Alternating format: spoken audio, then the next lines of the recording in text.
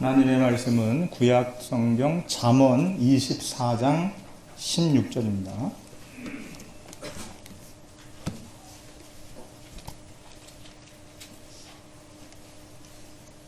잠언 24장 16절, 구약 938페이지입니다. 구약 938페이지 잠언 24장 16절 말씀, 한 절 말씀만 함께 공동하겠습니다. 대저 의인은 7번 넘어질지라도 다시 일어나려니와 악인은 재앙으로 말미암아 엎드러지느니라. 아멘. 좋은 찬송, 아주 가사가 구구절절 신앙 고백입니다. 결단이고요. 우리의 남은 생에 그 기한은 아무도 알 수 없습니다. 그렇죠? 알면 얼마나 좋아요, 그죠? 모른단 말이죠. 그래서 오늘이 중요한 겁니다. 미래는 아직 오지 않았고, 그리고 과거는 지나갔기 때문에 하나님이 주신 최고의 응답의 시간은 바로 오늘이라고 하는 겁니다. 오늘 여러분의 삶 가운데 하나님이 여러분을 통해서 주시려고 하시는 하늘의 축복과 은혜가 충만하시기를 간절히 바랍니다. 오늘 송년주일 예배 설교 제목은 다시 일으켜주시는 하나님입니다. 신년감사 예배 첫 주 예배를 드리고 벌써 53주째가 되었어요. 2023년도는 52주를 넘어서 53주입니다. 다른 연도에 비해서 한 주가 더 많아요. 벌써 53주. 여러분 매주마다 빠지지 않고 주일 예배에 나오셔서 예배 드리시고 또 하나님의 말씀을 또 들으면서 그 말씀을 따라 살려고 많이 애쓰고 노력했을 거라고 봅니다.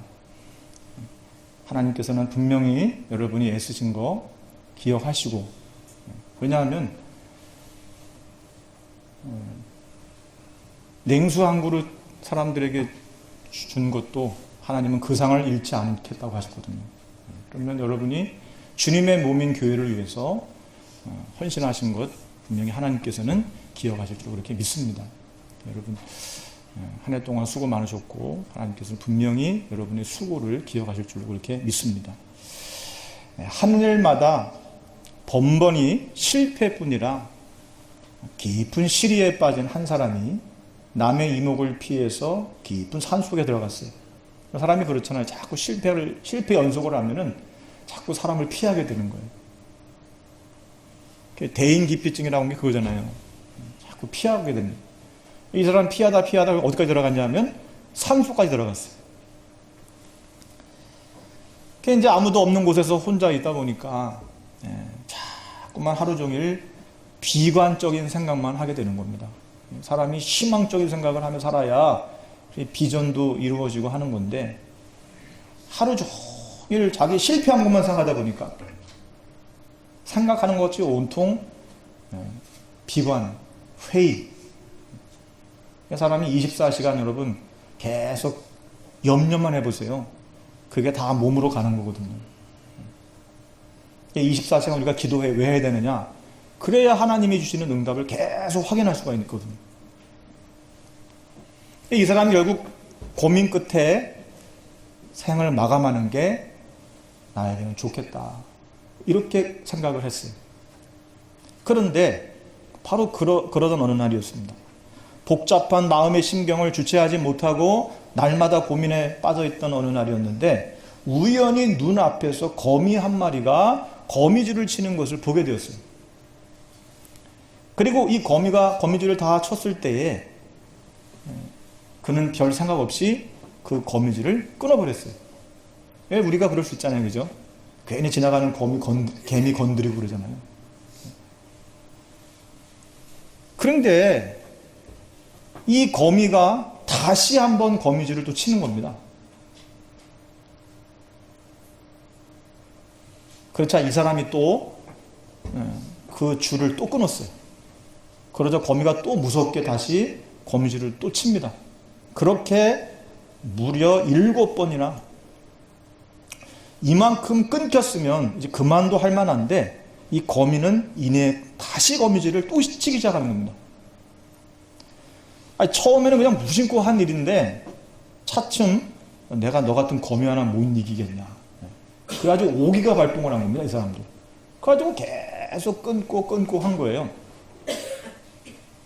그런데 문득 자기가 하려고 하는 행동을 멈추게 되었습니다. 왜냐? 야, 저런 하찮은 거미도 자기의 일을 포기할 줄 모르고 저렇게 열심히 거미를 계속 치며 살아가려고 하는데 나는 사람으로 태어나가지고 이게 뭐냐. 결국 두문분출을 하며 사람들을 피해 다니던 그는 거미 한 마리 때문에 다시 일어설 수가 있었다는 것입니다. 흔히 7전8기라고 하는 말이 있죠. 7번 넘어져도 8번 일어난다는 말이잖아요. 그런데 사실 이 말은 성경에서 먼저 쓰인 말입니다. 오늘 여기 잠언 24장 16절에 보면은 대저 의인은 7번 넘어질지라도 다시 일어나려니와 악인은 재앙으로 말미암아 엎드러지느니라 그랬어요. 오늘 이 말씀은 곧 새해를 시작하는 우리들에게 중요한 교훈을 주고 있습니다. 바라기는 여러분 이 교훈을 통해서 금년 한 해 남은 시간도 잘 마무리하시고 또 곧 다가올 새해도 힘차게 출발하실 수 있는 우리 모두가 되기를 주님의 이름으로 축복합니다. 자, 첫째는 여기서 말하는 의인은 어떤 의인이냐? 하나님께서 의롭다라고 인정한 의인을 말하는 겁니다. 세상에서 말하는 의인을 얘기하는 게 아니에요. 하나님 의롭다고 인정한 사람, 그건 누굽니까? 예수 그리스도의 보혈의 피로 말미암아 의롭다라고 하나님이 인정하는 사람을 말하는 것이죠. 이런 의인은 넘어져도 분명히 다시 일어난다는 사실입니다. 여러분, 사람이 사는 모습을 가만히 쳐다보면 악인이고 의인이고 할 것 없이 다 넘어집니다. 그렇죠? 아니, 의인이라고 해가지고 한 번도 넘어지지 않는 것이 아니잖아요. 또 악이라고 해서 계속 자빠지는 것, 쓰러지는 것도 아니잖아요. 의인이든 악인이든 이 세상에 존재하는 모든 사람들은 다 넘어질 때가 있다는 사실이에요. 아이도 넘어지고 청년도 넘어지고 장년도 넘어지고 노년도 넘어지고 다 넘어집니다. 그게 인간의 삶이라고 하는 것입니다. 그래서 성경은 인간에 대해서 뭐라고 말합니까? 질그릇이라고 표현하는 겁니다. 그만큼 연약하다 이 말이에요. 얼마나 깨지기 쉽고 다치기 쉬운지 몰라요. 그렇게도 강한 불굴의 의지의 사람처럼 보이다가도 한순간에 낙담에 빠지게 되면 참 형편없는 사람으로 변화되는 걸 보게 돼요. 그게 인간이에요. 그런데 여러분, 의인과 악인은 명백한 차이점이 있다는 사실입니다. 그것은 악인은 언젠가는 회복 불가능하게 완전하게 넘어진 날이 온다는 거예요. 두 번 다시 일어날 수 없는 날, 반드시 그날이 악인에게는 온다는 것입니다. 무엇보다 악인들은 자신의 생명이 이 땅에서 끝나는 날 완전히 넘어진 자임이 밝혀지게 돼요. 왜냐? 그 사람들의 최종 도착지는 어디입니까? 결국은 지옥이잖아요. 그러나 의인은 아닙니다. 의인은 다시 일어난다는 사실이에요. 설령 한 번, 두 번 쓰러지고 7번 넘어진다고 할지라도 다시 일어난다는 것입니다. 수백 번 넘어져도 다시 일어나요. 그게 의인이에요. 왜 그렇습니까? 의인은 다시 일어날 수 있도록 하나님이 도우시기 때문인 것입니다. 하나님이 도와주셔서 일으켜 주신다는 거예요. 우리가 흔히 성경에서 제일 평안하고 평탄한 삶을 살았던 대표적인 사람 하면은 떠오르는 사람이 이삭입니다. 아브라함도 많은 고난을 당했고 야곱도 그랬고 요셉도 그랬지만은 이삭은 그렇게 인생사에서 많은 고난을 당한 것처럼 보이지가 않아요. 쉽게 거부가 된 것처럼 보입니다. 그래서 많은 성도들은 자녀들에게 이삭과 같이 순탄하게 사는 복을 누리도록 기도합니다. 그런데 성경을 자세히 보면은 이삭도 결코 순탄한 인생만을 살았던 사람은 아니었다는 사실입니다. 사실 이삭 역시 누구보다도 인생에 여러 고비를 많이 넘겼던 사람이에요. 아시다시피 어느 날 이삭이 하나님의 큰 복을 받아서 거부가 되어서 그 소유가 심히 풍성해지면서 이를 시기한 블레셋 사람들이 이삭의 파놓은 우물을 막아버리고 그곳에서 쫓아내버립니다. 사람이 너무 잘 나가면 주변 사람들이 시기하잖아요. 그죠? 질투하고. 더군다나 이삭은 원래 블레셋 사람도 아니에요. 근데 그 사람이 지금 거주하는 땅은 블레셋 사람들의, 현재는 블레셋 사람들의 영토거든요. 어디서 굴러온 돌이 박힌 돌 뺀다고. 아니 어디서 굴러먹다가 온 이 인간이 아니 그냥 자기들 땅에서 그냥 계속 막 부자가 되고 막 소유가 막 많아지니까 이게 이제 눈꼴이 사나운 거죠. 당시의 그 강우량이 아주 적은 지역이기 때문에 우물을 가지고 있다라고 하는 것은 이거는 부의 척도입니다. 오히려 그 지역은 중동 지역이니까 석유가 많이 나오잖아요. 석유보다 훨씬 더 귀한 게 물이었어요. 물이 부족한 지역이었다 보니까. 그러니까 샘이 있다라고 하는 것은 상당한 그런 부를 가지고 있다는 말과 같은 말이죠. 그리고 이제 이 물을 가지고 짐승을 기를 거 아닙니까? 또 이 물을 가지고 농사를 할 거 아니에요. 그러니까 사실 물이라고 하는 것은 어떻게 보면 이런 부를 축적하는 데 있어서 가장 중요한 그런 자원이라고 하는 것이죠. 그런데 이 블레셋 사람들이 와가지고 이삭이 가지고 있는 샘을 돌로 막아버리고 쫓아내버렸어요. 자칫 피를 흘릴 수 있는 큰 싸움으로 확대될 수 있는 사건이었습니다. 그러나 이삭은 큰 손해를 감수하면서까지도 블레셋 사람들과의 충돌을 피해가지고 새로운 곳으로 다시 이동을 하게 돼요. 그리고 거기서 또 우물을 팝니다. 그런데 신기하죠. 땅을 파는데 또 거기서 우물이 나오는 거예요. 다른 사람 같으면 10번, 100번을 파도 잘 안 나오는 우물인데 아니 이삭은 가가지고 땅을 파면 우물이 나와. 샘이 나오는 거예요. 거기서. 그러면 블레셋 사람들은 또 거기까지 따라와요. 따라와가지고 또다시 행패를 부립니다. 이 땅은 우리 땅인데 너 왜 여기서 있느냐? 나가라! 이러는 거예요. 또. 이삭은 그들과도 다툼을 피해서 또 다른 곳에 가서 또 샘을 팝니다. 이렇게 이삭이 우물을 파면 블레셋 사람들이 그걸 또 메우고 다른 곳으로 이동을 해서 또 파면 그 샘을 또 빼앗고 쫓아내는 겁니다. 그리고 이런 일이 성경에 보니까 4번이나 반복이 되었어요. 그런데 이삭은 그럼에도 불구하고 좌절하지를 않아요. 웬만한 사람 같으면 아휴 내가 이거 해봐야 무슨 소용이 있냐. 또 빼앗길 텐데 또 저들이 또 샘을 막아버릴 텐데 아마 포기했을 거란 말이죠. 그런데 이삭은 그런 포기를 하지 않습니다. 좌절을 하지 않아요. 또 다른 곳으로 가서 또 샘을 또 파는데 이번에는 샘 정도가 아니라 샘의 근원을 파버렸어요. 근원을. 정말 못 말리는 거죠. 못 말리잖아요. 아니 계속 파고 파면 나오고 나중에는 근원까지도 팠으니까 블레셋 사람들이 볼 때는 이제는 자기들이 불안한 거예요. 아유 저 사람들이 건드렸다가는 야 우리 이거 잘못되는 거 아니냐. 여러분 이게 바로 유일성의 축복이라고 하는 것입니다. 이게 바로 유일성의 축복이에요. 보호자의 축복. 전무후무한 응답. 이거거든요.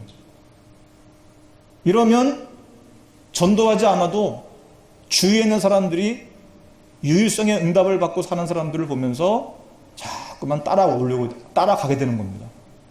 이것만큼 최고의 전도가 없는 거예요. 우리가 100번, 1000번 얘기해도 우리의 하나님이 주신 나의 삶의 자리에서 유일성의 응답을 받아 누리고 있으면 사람들은요 따라오지 않을 수가 없는 거예요. 의지하지 않을 수가 없는 겁니다. 이것만큼 좋은 게 어디 있어요? 이게 바로 선한 영향력이라고 하는 것이에요.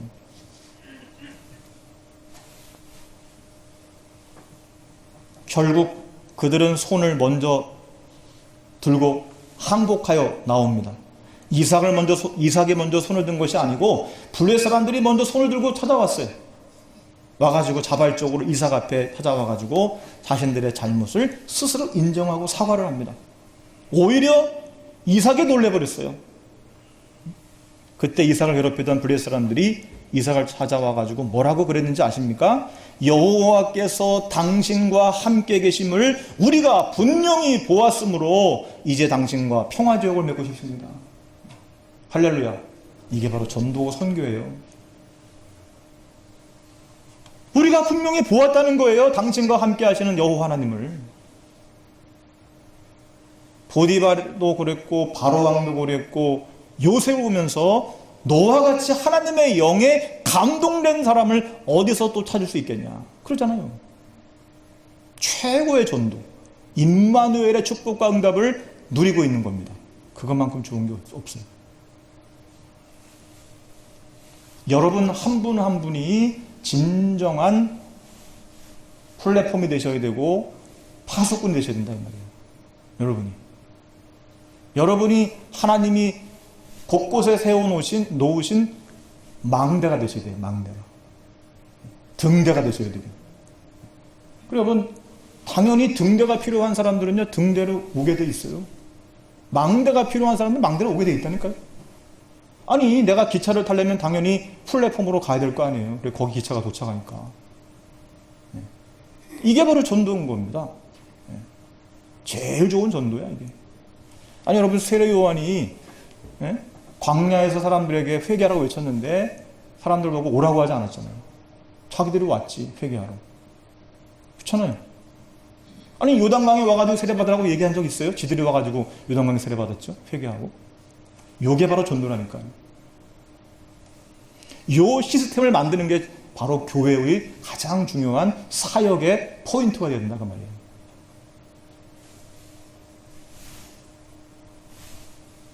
아무리 괴롭히고 공격해 보아도 이삭은 결코 넘어지지 않을 상대라고 하는 것을 그들이 이제 본 거예요. 아, 이거 우리 힘으로는 안 되는 거구나. 인정하고 스스로 굴복하잖아요. 여러분 다시 말씀드립니다. 하나님의 성도는 세상에 살면서 얼마든지 넘어질 수가 있어요. 우리도. 사람인데 어떻게 안 넘어질 수가 있겠습니까? 또 반복해서 넘어질 수도 있어요. 솔직히. 그러나 성도는 다시 일어날 수 있다라고 하는 것입니다. 비록 7번을 넘어졌다고 하더라도 다시 일어날 수 있는 사람, 바로 그 사람이 하나님의 성도라니까요. 하나님의 자녀. 왜냐? 우리를 사랑하시는 하나님이 함께 하시기 때문입니다. 바라기는 여러분은 나와 함께 하시는 하나님의 계심을 확신하시기를 주님의 이름으로 축복합니다. 두 번째로 하나님의 성도는 혹시 넘어져도 다시 일어서려고 하는 의지와 믿음을 가져야 한다는 것이에요. 이따금 죽을 위기에 처했다가 깨끗이 병이 나은 사람들을 보면은 그들을 치료한 의사들이 하는 말이 있어요. 이 사람이 이제 사실상 살 희망이 없는 사람이라고 그렇게 거의 단정을 했는데 이 사람이 기적적으로 살아났단 말이에요. 이때 의사들이 하는 말이 있습니다. 저 사람을 살린 것은 제가 아닙니다. 저 사람이 살아나려고 하는 의지가 너무 강해서 살아난 겁니다. 그렇게 말을 하죠. 마가렛 미첼이라고 하는 한 미국 여성이 있었습니다. 그녀는 대학을 졸업하고 한 신문사에 들어가서 햇병아리 신문기자로 직장생활을 출발하게 됩니다. 기자로서 큰 꿈을 가지고 있었던 그녀는 어느 날 불의의 사고를 당해서 다리를 다쳤어요. 크게 다쳤어요. 그래가지고 제대로 걷지를 못하고 절게 되었습니다. 꽃다운 26살 총망 맞는 그런 기자가 다리를 다치고 나니까 기자 생활을 제대로 할 수 없잖아요. 기자는 뭐 계속 현장을 돌아다니면서 일을 해야 되는 사람인데 이 인생에 다 무너지는 것 같고 큰 좌절이 마음에 엄습해 왔습니다. 하지만 미첼은 얼마 후 좌절을 딛고 다시 믿음을 가지고 일어서면서 이런 생각을 했습니다. 그렇다. 비록 내 다리는 다쳐서 내가 지금 절지만 나는 글을 쓸 수도 있지 않느냐. 다시 일어서야 되겠다. 맞잖아요. 그죠? 비록 다리는 내가 지금 장애를 입어서 제대로 걷지 못하는 상황이 됐지만, 아니 내가 기자로서 글은 쓸 수 있잖아. 글은. 그래서 이때부터 소설을 쓰기 시작했습니다. 하지만 생전 처음 쓰는 소설이다 보니까 사실 많은 어려움이 있었어요. 그런데 마침내 10년에 걸쳐가지고 소설 한 권을 드디어 쓰게 됐습니다. 대단하죠, 그죠? 10년 동안 소설을 썼으니까. 근데 문제는 완성된 소설을 출판사에다가 의뢰해 출판사에서 그걸 찍어줘야 되는데, 이게 무명의 한 여기 소설가가 와가지고 책 내달라고 하는데, 웬만한 출판사 사장들이 그걸 책으로 쓰게 잘못하다가는 큰 손해를 볼 수 있는데, 그래가지고 이 미첼이 3년 동안 여기저기 출판사를 찾아다녔지만은 누구도 그 소설을 거들떠보지 않고 다 보류를 하는 겁니다. 그러던 어느 날도 미첼은 레이슨이라고 하는 출판사 사장을 만나려고 했는데 도저히 만나주지를 않는 겁니다. 그래도 포기하지 않고 이 사장이 여행을 떠날 때에 기차역에 나갔었다가 기차를 타려고 하는 그 사장을 붙들고 애원을 했어요. 사장님, 이 원고를 딱 한 번만 좀 읽어주시면 안 되겠습니까? 한 번만 좀 읽어주십시오. 한 번만. 그러면 억지로 막 떠넘기니까 이제 레이슨 사장이 받기는 했어요. 소설 원고를. 그렇지만은 가방 속에다 그냥 처박아 버렸어요. 그리고 여러 날 여행을 하고 돌아왔어요. 돌아와 보니까 집에 전보가 한 통 와 있는 겁니다. 미첼로부터 한 번만 제 소설을 읽어주세요. 그런데 여전히 이 레이슨 사장은 그냥 별거 아닌 것처럼 그렇게 그냥 지나가 버렸습니다. 몇 달 후에 또 전보가 또 왔어요. 한 번만 제발 읽어봐 주세요. 여전히 또 그냥 뒤로 밀어버렸습니다. 세 번째도 전보가 왔어요. 아유, 이제 귀찮은 겁니다. 자꾸 오니까. 그래서 그래, 한 번만 읽어보자. 한 번만. 그런데 사건이 터졌어요. 이때 이 레이슨 사장이 미첼이 쓴 그 소설을 읽어가다가 이 소설이 얼마나 재미난지 도중에 끊지를 못하고 그냥 계속해서 소설을 읽게 된 겁니다. 그래가지고 얼마 후에 이 소설을 출판을 했어요. 하루에 5만 부가 팔렸어요. 엄청난 겁니다. 하루에 5만 부가 팔렸다는 것은 그 당시에. 이 책이 뭐냐? 그 유명한 미국 소설 바람과 함께 사라지다. 그 소설입니다. 영화로 만들어져 전 세계의 고전 영화로 아주 탑3에 들어가는 그런 영화잖아요. 여러분, 이렇게 우리는 때로 넘어졌더라도 믿음으로 다시 일어서야겠다라고 하는 자세를 가져야 한다는 것입니다. 다시 일어서겠다는 의지와 믿음을 가진 교회는 하나님께서 분명히 다시 일으켜 주시는 하나님이시다 라고 하는 거예요. 그렇죠, 여러분? 아니, 내가 일어서겠다라고 하는 의지와 믿음도 없는데 어떻게 일어날 수가 있겠습니까? 그죠? 그 의지와 믿음을 가지고 있는 사람은 하나님이 일으켜 주시는 거잖아요. 바라기는 하나님이 주신 의지와 믿음으로 다시 일어나는 우리 교회와 여러분 다 되시기를 주님의 이름으로 축복합니다. 세 번째로 다시 일어서려면은 어떻게 될까? 처음부터 다시 시작해야 돼요. 처음부터 다시. 예전에 방영된 TV 프로그램 중에 아직도 기억에 나는 TV 프로그램 하나가 뭐냐면 성공시대라고 하는 그런 프로가 있었어요. 성공시대. 저는 이 프로그램을 매주는 아니어도 가끔 보면서 참 감동을 받고 도전을 받았습니다. 이 프로그램은 우리나라에서 성공한 사람들의 그 비결을 가르쳐주는 이런 프로였는데, 성공한 사람들의 특징 중에 중요한 요인 하나가 제 생각 속에 뇌리에 박혔어요. 사람들은 대부분 다른 사람들이 못하는 거를 하는 걸 성공 비결로 얘기하잖아요. 근데 그 성공 비결의 공통점 중에 하나가 뭐냐면 이겁니다. 나는 수없이 많은 실패와 좌절을 겪었습니다. 왜? 사람들이 왜 도전하지 못하고 포기하는 걸까요? 실패의 연속이죠. 좌절의 연속. 그래서 사람들은 더 이상 이제는 희망 가지고 도전하지 않는 거거든요. 그런데 이 사람들의 특징은 뭐냐? 나는 수없이 많은 실패를 겪었고 좌절을 겪었습니다. 이것이 오늘 나를 만드는 중요한 성공의 비결이었습니다. 그렇게 말을 하더라는 겁니다. 성공한 사람들이 어떤 제품을 만들거나 무슨 연구를 하다가 실패했다고 하더라도 그들은 처음부터 다시 시작하는 것을 볼 수가 있습니다. 다시 시작한 겁니다. 실패했다고 해서 그만두는 게 아니고 다시 시작. 여러분, 나는 다 알고 있다. 뭐 꼭 주일날 예배만 드리면 되지. 뭐 꼭 오후 예배, 저녁 예배까지 가야 되냐. 뭐 속회 예배 꼭 가야 되냐. 나는 신앙생활을 지금 수십 년을 했는데 그리고 배웠는데 뭘 또 배우냐. 여러분, 이런 생각이 있는 사람들은 절대로 성장하지 않습니다. 성숙하지 않아요. 과거에 그냥 머물러 있는 거죠. 유명한 해외 진출한 우리나라 세계적인 스타 선수들을 한번 보세요.